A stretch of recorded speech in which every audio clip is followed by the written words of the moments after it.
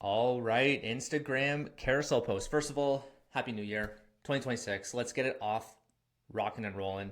This is a really easy way to bump your views up on Instagram, create more of a flavor with the type of posts you're doing, the type of content that you're putting out there in the world. And luckily, Instagram is really pushing carousel posts right now. I'm going to give you the full playbook and exactly how it's working for me, how I gained over 10,000 followers in the last 30 days, and how easy it can be. So, starting off, what I do is let's just go back to the basics and how we source the content. So I'm not doing anything different. If you've watched any of my previous videos, you've seen some of my free training out there on how to source content.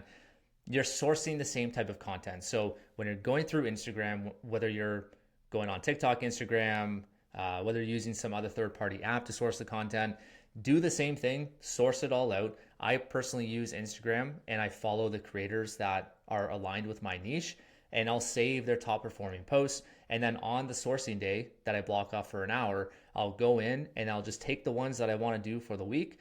In my case, I'm doing 7 posts a week, 3 carousels, 4 videos, and I'm just going through the ones that I want to do for that week. So when I have that list, I'll come into Poppy AI. This is my Poppy board here. This is, if you've watched my other videos, basically the best AI tool that I've ever used, and I'm currently using.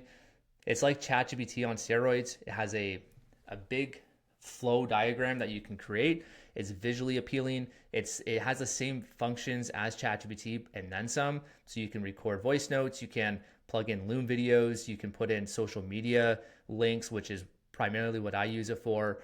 And this one workflow that I have set up right here is how to create viral scripts for videos and carousels.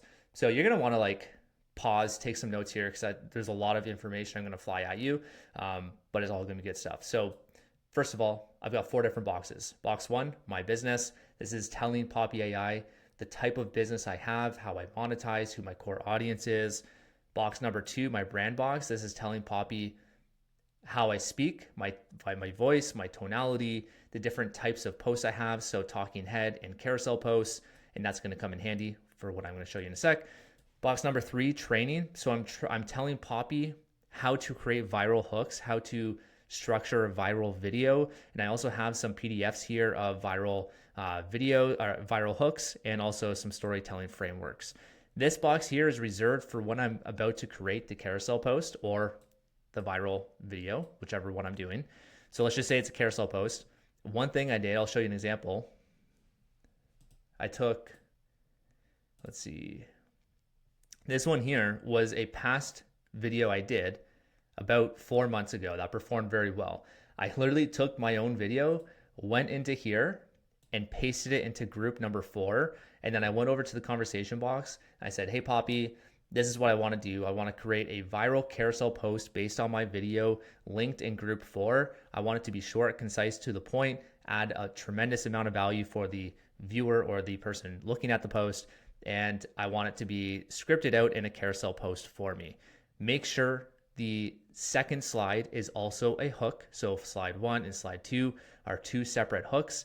And the reason why this is me going off script here, the reason why I tell Poppy AI to do that is because if you can picture scrolling through Instagram, you've probably seen this before. You see the post for the first time and you see the hook on the first slide, but then maybe you exit out of Instagram and then you come back and maybe it's like five minutes later, you see that same post, but it's showing you a different slide. The reason why it's doing that is it's hooking you in again with the second slide of that post. So you want to make sure that second slide also has another hook. So I'll show you here.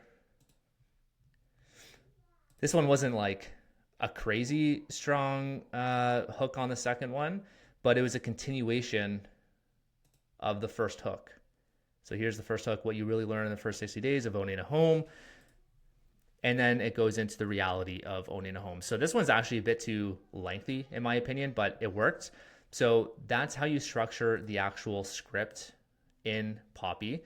So when you get that through here, you're going to copy and paste it. And what I do is I put it into a Google Doc. I'll clean it up. I'll put it into my own words. In this case, if it's a past video of mine, I don't even have to go through it really because it's my own words. But if you're referencing another person's video or carousel post, then obviously you want to have your own points in there. So you're going to go through back and forth with whether you're using Poppy or ChatGPT, and you're going to tell it, hey, replace this person's points with my points, 1, 2, 3, whatever the case is. You don't want to copy everything word for word. I don't have a problem, and a lot of creators don't have problems with copying hooks. A lot of the top performing hooks are always the same. So you can take that hook, but then please have your own content, not someone else's. So that's what I do there. I'll source it out in Poppy. Then I'll go over and I'll put it into a Google Doc, and then I'll hand that over to my virtual assistant, who will go into Canva and script them out. So you're going to laugh at how easy or how simple these are. So I have him put it into different folders based off of the week, starting on the Monday. So I'll show you December 29th. This is this week. He'll go in here and he'll structure these carousel posts based off of the script that I have for him. And it's the same. It's literally just a white background with black text. And I do that purposely because I want it to be super simple, and I don't want to spend time creating crazy graphics and just wasting a lot of time here. And I think they're performing well like this anyways. So another thing you want to make sure is when you do post it on Instagram, make sure you have audio attached to the post. And that's because it'll actually push it in the feed, versus if you don't have audio, I don't know why Instagram does it, but they won't push it to people outside of your audience. So make sure you have audio there as well. Let's see. So I'll just show you some posts. I showed you this one. Let's see the insights. So, I mean, pretty easy to make. And this one got me,